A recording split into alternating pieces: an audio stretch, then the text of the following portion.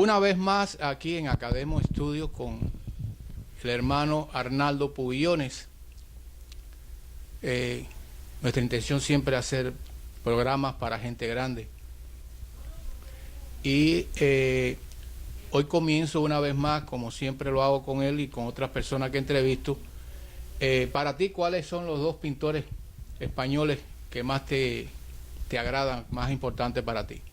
Uy, en estos momentos el Greco, déjame ver otro así, el Greco, pero no me acuerdo así de otro, el Greco, no me sale otro en este momento, el Greco, carajo. Bueno, tú verás, en el camino nos acordamos, el Greco ha pintado un cuadro de Cristo en el templo dando azotes, y eso es increíble, y solamente liberó a las palomitas que estaban vendiendo. Para mí, España ha sido un lugar prolífero en pintores y en artistas. Para mí, los dos pintores más importantes que ha dado España es Velázquez, y el otro no voy a decir Picasso porque nunca lo diría. Pero, por ejemplo, está Miró. Y el loco del bigote, así hacia arriba, Salvador Dalí. Entonces todos coincidimos más bien en el Greco, en Miró, en Velázquez, y en Salvador Dalí, que es uno de los grandes, se puede decir, pintores españoles, con su estilo característico propio. Uno de los padres del surrealismo. Del surrealismo, exactamente. Sí, en la pintura, ¿no? Bueno, mira, Arnaldo. Déjame decirte algo ahora que estamos hablando de pintores y que vamos a hablar sobre nuestra experiencia en España. Cuando yo fui a la ciudad de Toledo, que fui en una excursión de esa que fuimos a varias ciudades, Ávila, Segovia, y fuimos un fin de semana a Toledo, y allí yo vi una pintura del Greco que me dejó boquiabierto, porque era un sacerdote, pero no es que solamente era un sacerdote, sino que era un sacerdote con su sotana y como un tul blanco que le caía por arriba de la sotana. Y lo impresionante de este pintor es que a través de esa pintura de un tul se veía la sotana. Es decir, que lucía como si fuera un tul de verdad. Tú sabes, el tul es una tela que tú ves a través de ella. Claro. Y este pintor español consiguió hacer esa obra maestra. ¿De qué manera usó él la pintura? Que a través de ese tul blanco, que era una pintura blanca, traslucía la sotana del sacerdote. Eran extraordinarios como pintores. En las meninas, Velázquez, hay las meninas, que son unas mujeres, hay en una que hay una mosca o un insectico de eso, una mosca debe ser, y uno cree que había una mosca ahí en el Museo del Prado. No, estaba pintada por Velázquez. Por eso son pintores extraordinarios. Eran extraordinarios, eran unos pintores que... Bueno, en estos tiempos yo creo que hay que poner de moda España, porque ha significado para nosotros mucho, es la interpretación de nuestros sueños, la madre patria, nuestros padres, nuestros ancestros. Pero yo creo que te invito a regresar 45 años atrás, y fuimos protagonistas, ¿no? Tú y yo y tantos más, y muchos guantanameros, de haber arribado a Madrid, a España, a partir que decidimos escapar, irnos de Cuba, como consecuencia del régimen comunista que nos hacía imposible la vida, la respiración, nos había quitado el oxígeno para vivir con dignidad, y decidimos marchar como dice Homero sobre un pensamiento que dice que el que nunca partió a buscar la suerte jamás podrá vivir su feliz regreso. Nosotros partimos a buscar la suerte, pero con la mentalidad de que jamás regresaríamos a Cuba. Esa es la verdad. Es decir, que ese poema nosotros lo podemos aplicar a la mitad, ¿no? El que nunca partió a buscar a la suerte. Bien. La ida a España en aquellos tiempos, yo no sé si tú estás de acuerdo conmigo, a nosotros la revolución comunista impactó muy fuerte en nosotros y hubo etapas de nuestras vidas en que nos sentíamos mal porque no nos sentíamos realizados, algunas veces arrumbados a un rincón, temerosos, frustrados otras. Es decir, que cuando partimos y nos fuimos de Cuba, una serie de emociones contradictorias nos iban arriba y nos hacían un poco infelices. Y llegamos a España con nuestra ración a la espalda. Pero 45 años después, que yo miro hacia atrás, y no sé si tú estarás de acuerdo conmigo, en que me siento orgulloso de haber formado parte de ese conglomerado de cubanos que nos tocó vivir en aquellos tiempos, tanto en Cuba como fuera. Dame tu experiencia de tu partida y de tu arribo a España, 45 años atrás. Todo este hecho de que nosotros tengamos que haber salido de Cuba hacia España tiene un preámbulo que quizá un día nosotros deberíamos de conversar de este preámbulo, que fue del año 61 al año 71 en que nosotros salimos de Cuba, y todo el proceso que hubo entre esos 10 años, que es cuando en realidad la revolución se consolida, establecen su método de represión, su método de castigar a la persona que no está de acuerdo con el sistema, cómo lo apartan, cómo lo discriminan, porque en realidad esa es una discriminación ideológica. Tú eras católico, tú eras indiferente al sistema, tú eras protestante, y inmediatamente tú eras discriminado, era un ente. O muchas veces, como ellos usaban la palabra ciudadano, despectivamente para... Y gusano, y todos los calificativos. Y la palabra gusano. Ese preámbulo era bueno un día pues estudiarlo y ver las consecuencias que tuvo sobre el pueblo cubano, que hizo que el pueblo cubano determinara emigrar de Cuba, buscar la libertad en otros países. Hubieron algunos que tuvieron suerte que en los vuelos de la libertad pues llegaron directamente aquí a los Estados Unidos, pero hubo un grupo de cubanos que no nos quedó más remedio que salir pues en un vuelo hacia Madrid, España. Y pues llegamos a España. Yo llegué a principios del mes de septiembre con mi hermana Thais y mi mamá María, y llegamos a Madrid, nos instalamos allí en un piso, como le dicen los españoles a los apartamentos.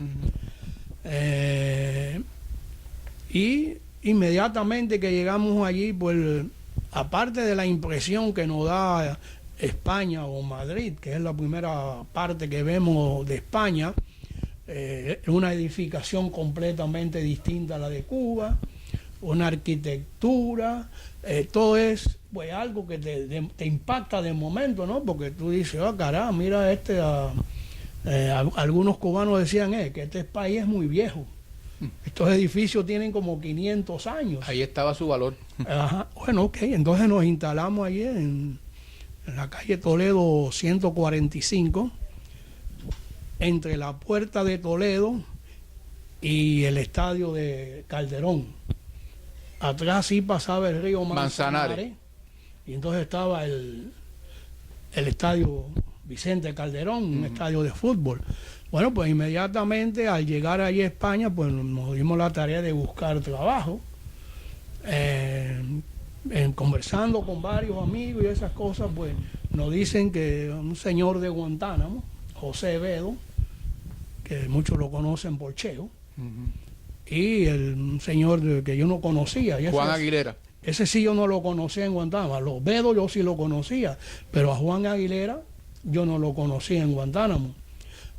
Pues inmediatamente nos llevaron allí y empezamos a hacer el primer trabajo que hicimos en España, ¿no? Que fue pues duplicar llaves en el portal de ciertos establecimientos.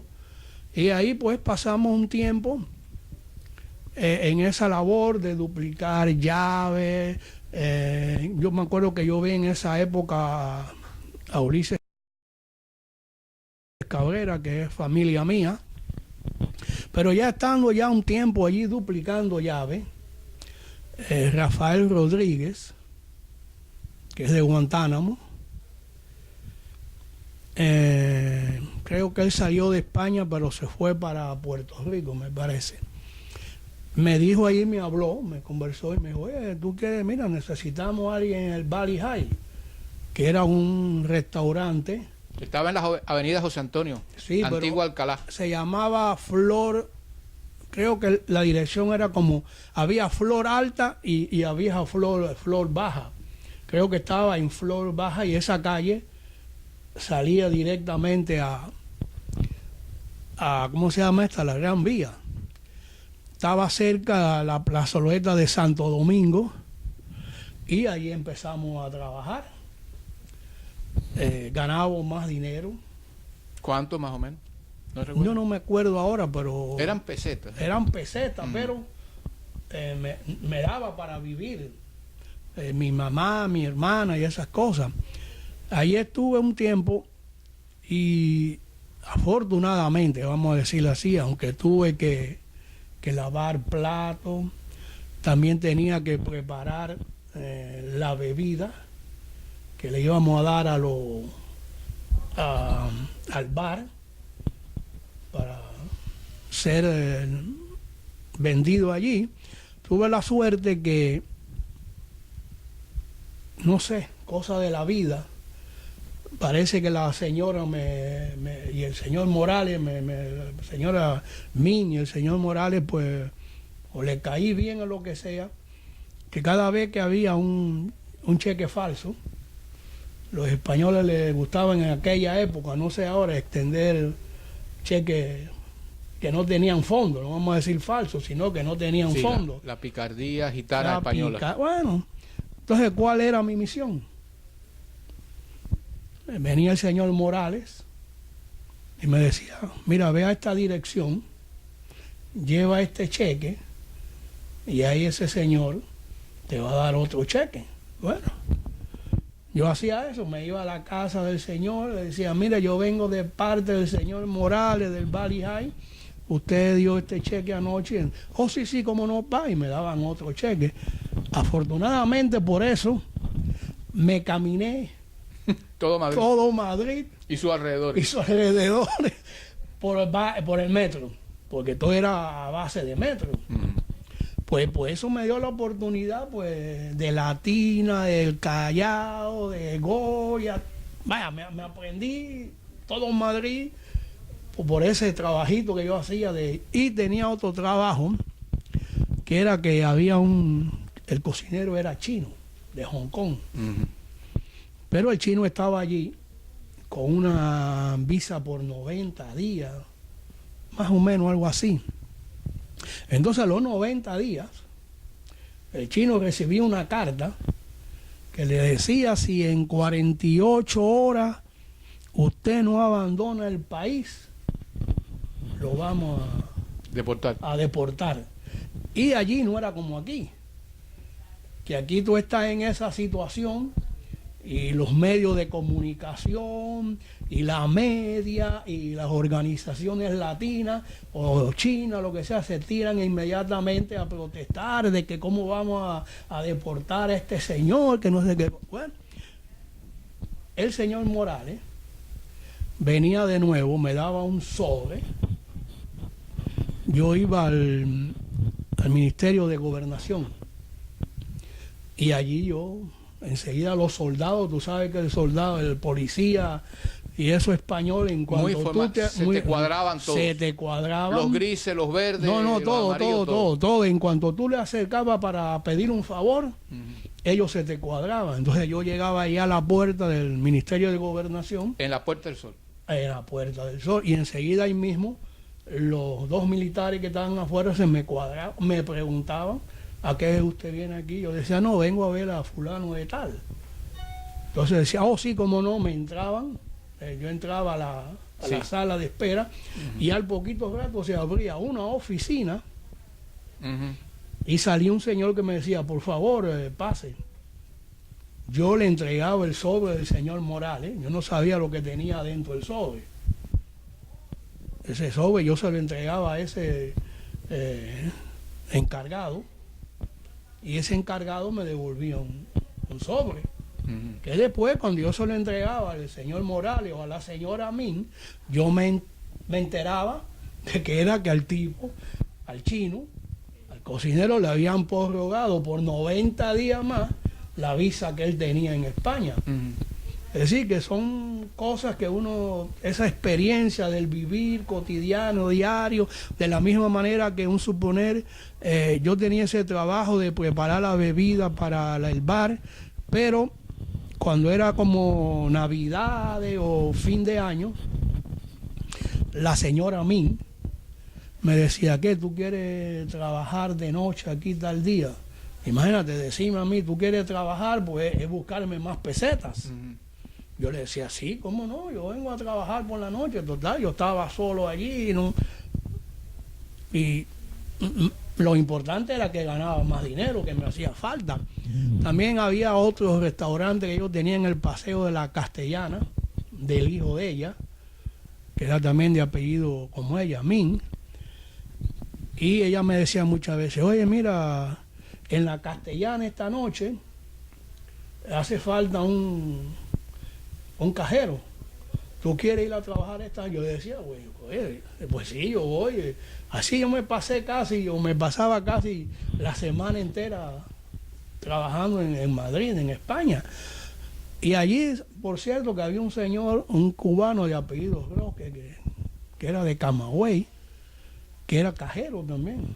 Entonces, ¿qué es lo que hacía? Que yo, cuando él faltaba, yo iba y lo sustituía a él. Y así, pues, pasé mis 2 años, tuve como 2 años y medio en España, esperando que me llegara la salida para venir para acá, para los Estados Unidos. Hay una pregunta que te quiero hacer, en toda esa desazón de salir de Cuba, que salimos con toda esa carga que arrastramos, por ejemplo,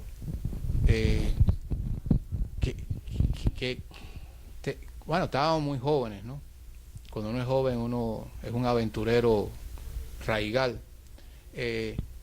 Pero ¿qué cosas encontraste interesantes en ese Madrid y contradictorio a la vez en ese tiempo? Bueno, en ese tiempo se vivía en la época de Franco, de Francisco Franco. Madrid, que es el terreno que nosotros pisamos, era una ciudad muy tranquila, muy burocrática, sí. Muy burocrática, pero se vivía una vida muy como en sentirte en libertad. Es decir, tú no te sentías reprimido. Muy interesante. Se habla de la dictadura. No, era una dictadura lo que interesante. Pero se vivía en una atmósfera que tú notabas que tú eras un hombre libre. No había nada que te coaccionara. ¿Entiendes? Y pues desarrollamos nuestras actividades allí. Íbamos al Museo del Prado, fuimos a varios lugares, íbamos al cine. Pero yo te voy a poner un ejemplo para que tú veas. Muchas veces cuando yo trabajaba en el Valley High por la noche, que la señora a mí me lo pedía, bueno, ven a trabajar por la noche, ella me daba un dinero para que yo cogiera un taxi. La primera vez yo cogí un taxi y me fui para mi casa en el taxi, pero yo me di cuenta que del Valley High a mi casa, si yo atravesaba la Plaza Mayor, ahí mismo caía en la puerta de Toledo. Claro. Bueno, ¿qué hice yo? La próxima vez que ella me daba el dinero, yo lo que arrancaba a pie. Y te guardaba ese dinero. Y me guardaba lo guardaba porque me hacía falta. Y hay una cosa que yo vi en España, que era que habían mujeres, y mujeres de bien, no mujeres que están en otro negocio. Casquivanas. Casquivanas, esa es la palabra. Yo veía mujeres que a las 2 de la mañana iban caminando por la calle muy despejadamente. Sin ningún problema. Sin ningún problema, sin miedo. Yo decía, bueno, yo le pregunté a una persona, chico, oye, ¿qué es lo que pasa aquí? Que yo veo que la mujer aquí a las 2, a las 3 de la mañana, yo me la topo. Cuando me voy de mi casa, del Valley High de mi casa, me la he topado. Dice, no te preocupes. Si esa mujer tú vas y le dice algo o trata de hacerle algo y ella grita, lo que te viene a ti arriba... Un 20 de mayo. Como decimos los cubanos, un 20 de mayo. Oye, ¿y a ti te sorprendía eso? Porque, oye, que una mujer a las 2 de la mañana estuviera allí por las calles de Madrid, va. Sin ningún problema. Y después cuando llegaba a tu apartamento, a tu piso, tú lo que tenías que aplaudir con la mano, hacer así, y venía el portero a abrirte la puerta.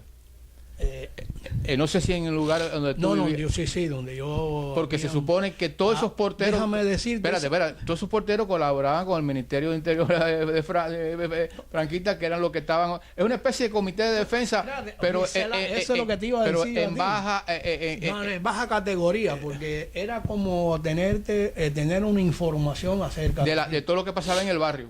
Nosotros le decíamos, los cubanos que estábamos ahí, le decíamos eso, el comité. El comité. Pero era una seguridad tuya.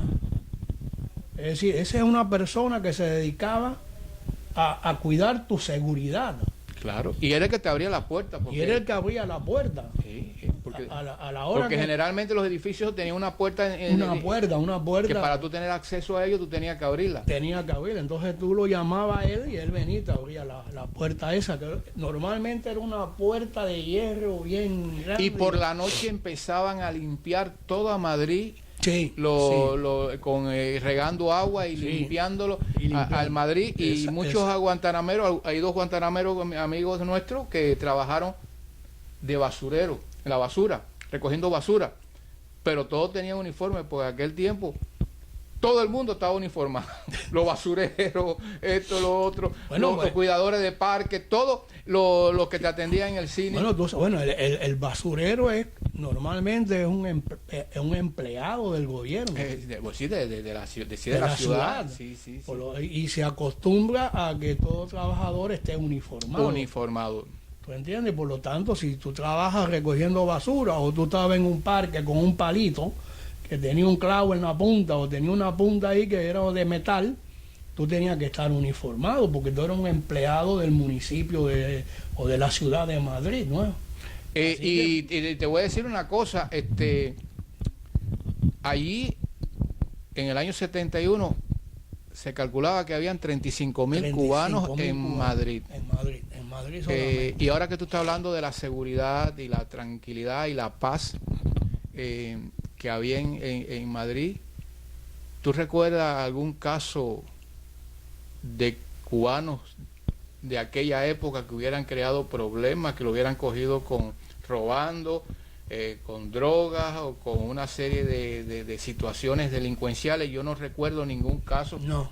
Que solamente hay un muchacho de Guantánamo que dicen que lo llevaron a Carabanchel porque no sé si se puso a hablar de política o algo, pero no recuerdo esos escándalos que se están dando ahora en Madrid. Claro, había un régimen muy fuerte, y algunas veces a lo mejor las cosas no se publicaban, pero en el ambiente nuestro de Guantanamero no recuerdo ningún caso que hubiera generado algo fuera de la ley, hubiera escandalizado a la comunidad nuestra por alguna actividad que hubieran hecho algunos de nuestros conocidos, ¿no? Es decir, que era un tejido de nosotros los guantanameros muy bonito, muy civilizado, muy dinámico, muy saludable. Y eso hay que decirlo, porque cuando vino la transición, en la década del 70 y del 80, se contabiliza que cuando vino el problema de la droga, de la heroína, cuando vinieron todos esos artistas españoles rockeros y todo ese tipo que te llevaban a ese tipo de adicción, se habla de que más de 100.000 jóvenes murieron en 2 décadas, producto de la droga, del consumo de droga y del AIDS. Yo no recuerdo en la época que nos al tocó. Al principio se morían de AIDS y no se sabía que era AIDS. Pero la droga llegó allí, Miguel Río, el famoso. Sí, Miguel Río era el famoso rockero, pero ahora tú lo entrevistas de viejo y dice, no, nosotros ya no pasamos un montón de tiempo con la heroína y con todo este tipo de cosas, y fueron los que educaron a esas generaciones jóvenes a que cayeran en ese horror de la adicción. El Madrid que vivimos, yo creo que era totalmente diferente. Era completamente fuera de ese ambiente. Y no sé si tú te acordarás, pero cuando tú ibas a la Puerta del Sol, que era un centro principal allí de Madrid, la cantidad de cubanos que tú te topabas allí era extraordinario. Inclusive ahí cerquita de la Puerta del Sol había un restaurante que se llamaba Los Tres Cerditos. Claro que sí. No sé si tú llegaste. Claro, Los Tres Cerditos. Que ahí, yo hice llave allí en la Puerta del Sol. Había, creo que un pianista que se llamaba Felo Vergasa o algo así, que tocaba el piano en el sótano. Y déjame decirte otra cosa del Valley High. Allí en el Valley High yo tuve la oportunidad de conocer a 2 cantantes cubanos. Uno se llamaba Tata Ramos, que ya falleció. Tata Ramos, muy conocido, muy famoso en Cuba. Un cantante con una voz bellísima. ¿Él se había exiliado? Sí, estaba exiliado allá en Madrid. Él había salido de Cuba. Él salió de Cuba y entonces llegó a España y ahí en Valley High lo contrataron. Y un hijo de Barbarito 10. Sí, ese hijo llevaba mucho tiempo ahí. Un hijo de Barbarito 10, que creo que le decían Pancho 10, algo así.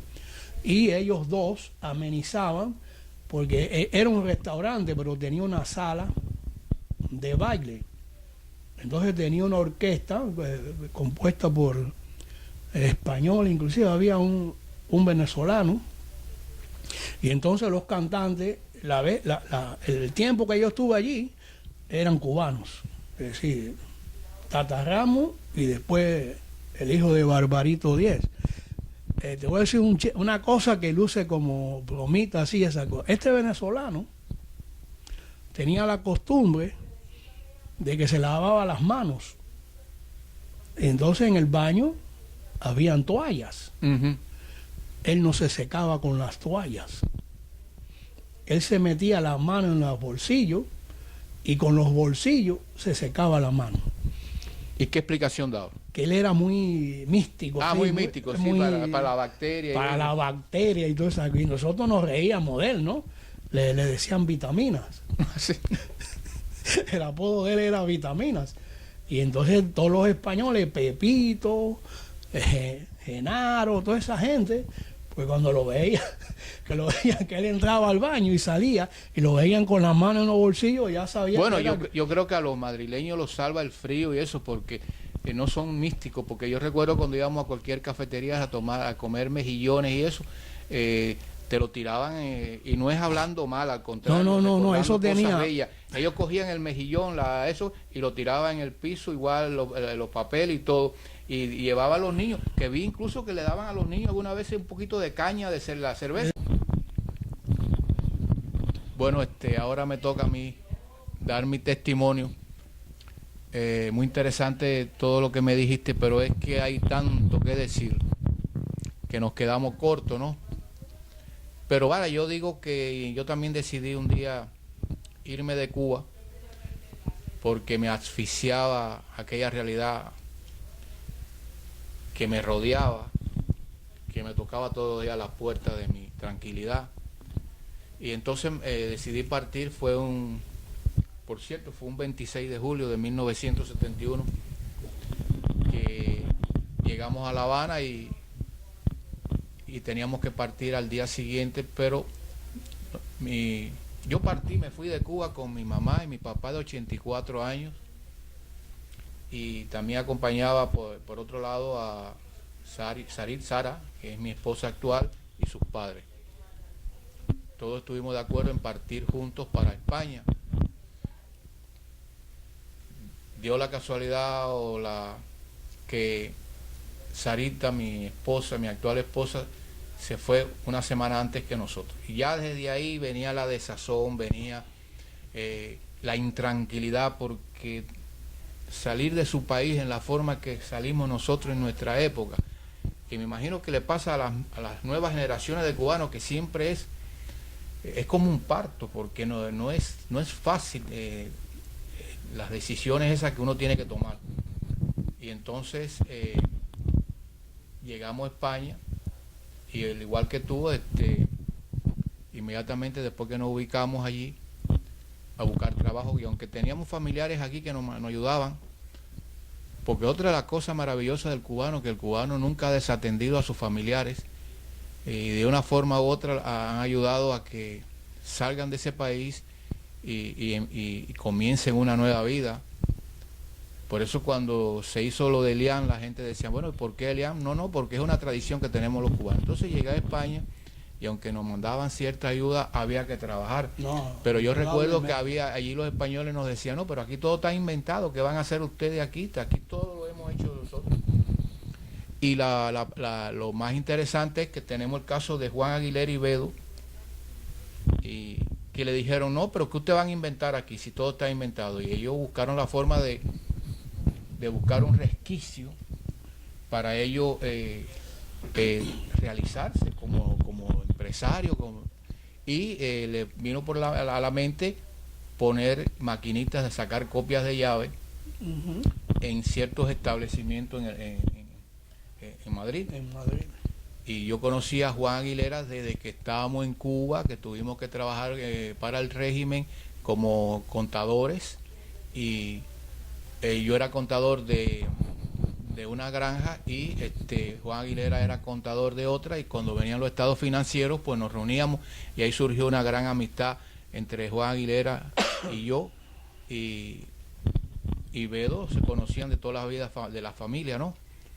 Pero bueno, lo que te quiero decir con esto es que hubo que empezar una nueva vida allá en España, y como éramos tan jóvenes, todo para nosotros era una aventura, y el llegar a la madre patria, llegar a Europa, llegar a España, llegar a Madrid, era para nosotros un acicate, era un placer, que cada día que salíamos de nuestra casa veíamos algo distinto, diferente, nuevo, y que lo íbamos disfrutando, ¿no? Y bueno, y empecé a trabajar haciendo llave en la famosa calle esa que creo que era Marqués de Vadillo. En una tienda llamada La Casete, que tenía que ver con, vendían radios, grabadoras y cosas electrónicas y ese tipo de cosas. Por cierto, era afuera, tú sabes que era afuera ahí, y recuerdo que por esa calle pasaba un metro que iba hacia allá, hacia la Plaza de Castilla, y siempre tú sentías el ruido del metro por debajo. Y yo tenía, cuando el primer invierno que me cogió, que primera vez en mi vida que yo vi caer pequeños copos de nieve, ¿no? Pero hacía un frío tremendo, y yo me tomaba coñac, tomaba carajillo, y nada me quitaba el frío, hasta que un español me dijo, oye, Majo, toma vino para que tú veas que se te quita el frío. Y es verdad, lo que te quitaba el frío era el vino, no era otro tipo de bebida ni nada de eso. Y ahí estuve, hay que decir que aparte de 35,000 cubanos que había a principios de los años 70 en Madrid, allí nacieron niños, entre ellos mi hijo, allí se murieron ancianos, entre ellos mi padre, allí muchas personas se casaron, yo me casé ahí, tú te casaste también después, es decir, que allí se empezó una nueva vida en toda su dimensión, y en toda su amplitud. Ahí arrancamos de nuevo después de haber dejado nuestro país. Y vuelvo y te repito, trabajé haciendo llaves y cuando me nació mi hijo se presentó la oportunidad que Fidel Parente, Chichi Pérez, Ulises Cabrera y otros más habían cogido un trabajo de repartir propaganda Ultrabright, pasta de diente Ultrabright en toda la península, ¿no? En toda la península ibérica, y entonces yo me enrolé también ahí en eso y fue una aventura caminando por esos pueblos. Se aprendía mucho. Al principio Fidel Parente me llevó al lugar donde ellos estaban concentrados para repartir la propaganda en un SEAT. ¿Te acuerdas aquellos SEAT? Sí, Que cuando le daba catarro había que empujarlo porque valía 50.000 pesetas nada más, era lo más baratico que había. Era Sociedad Española de Transporte. Así, bueno, era un Fiat, pero español, Fiat, que era fabricado en Madrid, ¿no? En Madrid no, en España, era fabricado en España. Entonces le pusieron SEAT. Y entonces caminamos, fue cuando decidí dejar constancia de las experiencias que tenía en cada lugar que llegaba y escribí un diario. Y yo me acuerdo que cuando Ulises Cabrera, que era el compañero mío en cuarto, él estaba llamando a su esposa Pili, yo me ponía a escribir mi diario y experimenté una cosa interesante. Entonces eso lo escribí hace 40 y pico de años el diario.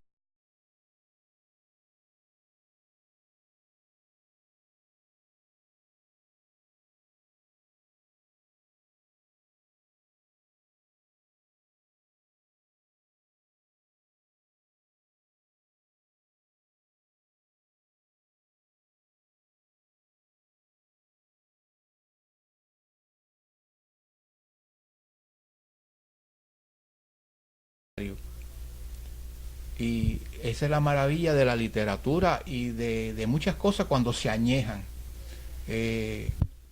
Yo ahora he leído lo que yo escribí en aquel momento y me enriquezco, me lleno de una serie de imágenes y de cosas que ahora yo no sería capaz de escribirlo ni de pensarlo. En aquel momento sí se logró. Porque es que en cada época de tu vida tú ves las cosas en forma diferente. Y la literatura recoge todo eso. La vivencia del momento. Y bueno, caminamos todo el norte, no caminamos el sur de España, todo el norte de España lo caminamos y vivimos la experiencia. Por eso me di cuenta que cuando llegué a la parte de Asturias, que era donde era mi padre, yo le decía, ¿por qué mi papá le encanta tanto a Cuba, ama tanto a Cuba? Es que Asturias era igual que Cuba, muy verde, muy... ¿me entiendes? Muchos árboles, porque otra parte en la España de Castilla, ¿no? Es ocre, es desértica, ¿no? Es decir, que la geografía española es totalmente diferente, no es uniforme, ¿no? ¿Verdad? Es variada, igual que es decir, un catalán es diferente a un asturiano, y un asturiano es diferente a un gallego, y un gallego es diferente a un andaluz. Esa es una característica de la península ibérica. Entonces, y bueno, ahí trabajé, ahí repartiendo propaganda y eso, Ultrabright. Allí nos reunimos también con Luisito Prende, Alcide Martínez, que salió de la prisión de Boniato, lo metieron en un avión y fue a parar allá con nosotros. Y cuando llegó allá parecía un esperpento, el pobrecito, estaba hecho talco. Yo me acuerdo del pobre Alcide, cómo llegó a... Yo me acuerdo cómo salió, no es cómo llegó a Madrid, sino cómo salió de las cárceles cubanas. Él tenía inclinación donde quiera que llegamos. ¿Te acuerdas que cuando nos daban café o algo, nos daban como un sobrecito o algo, y él recolectaba todos esos sobrecitos porque tenían dibujos del azúcar y eso? En los lugares y que entonces cuando vamos hacia Asturias, esa parte del norte, que subimos un puerto de montaña, esos grandes, se nos fueron los frenos. Pero Chichi Pérez era una persona de una sangre fría, un gran chofer, un gran conductor, y estábamos asustados porque no teníamos freno y el carro iba, y entonces Alcide Martínez nada más que decía, no, ya yo estoy juramentado, ya yo salí de la prisión, a mí me da lo mismo, Chiche. Y Ulises Cabrera dice, bueno, tú sí, pero nosotros no queremos morirnos, ¿qué te pasa a ti? muérete tú, vaya, ¿no? Y pudimos, vaya, sortear eso y llegamos a... vimos muchas experiencias. Cuando nos subimos, llegamos a un pueblito ahí y había un toro una escultura de un toro ahí. Y yo recuerdo que yo había leído sobre los toros de Guisando, que es una de las pocas esculturas que dejaron los celtíberos ahí en la península. Y yo con mi alarde ahí, entonces digo, vamos a dejar constancia que ahí está la foto que tengo de recuerdo, y me paré ahí, nos tiramos fotos todos arriba de los toros guisando, y en eso llegó la Guardia Civil en un Land Rover. Casi usted no sabe que eso es monumento nacional. Y entonces yo le expliqué, bueno, es que nosotros, porque él no pensaba que nosotros no sabíamos que eran los toros de Guisando ni nada de eso. Digo, no, estos son los toros de Guisando, que es una maravilla, es una cosa igual que los hórreos, ¿no? Y le metí un teque ahí y le digo, perdónenos, lo que quisimos dejar constancia gráfica de la maravilla de que este es un monumento de los toros guisando, y no nos metieron presos.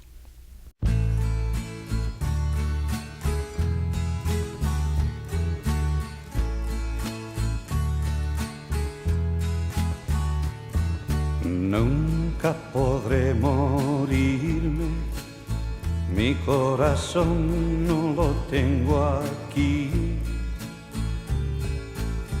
Allí me está esperando, me está guardando que vuelva allí. Cuando salí de Cuba, dejé mi vida, dejé mi amor. Cuando salí de Cuba, dejé enterrado mi corazón.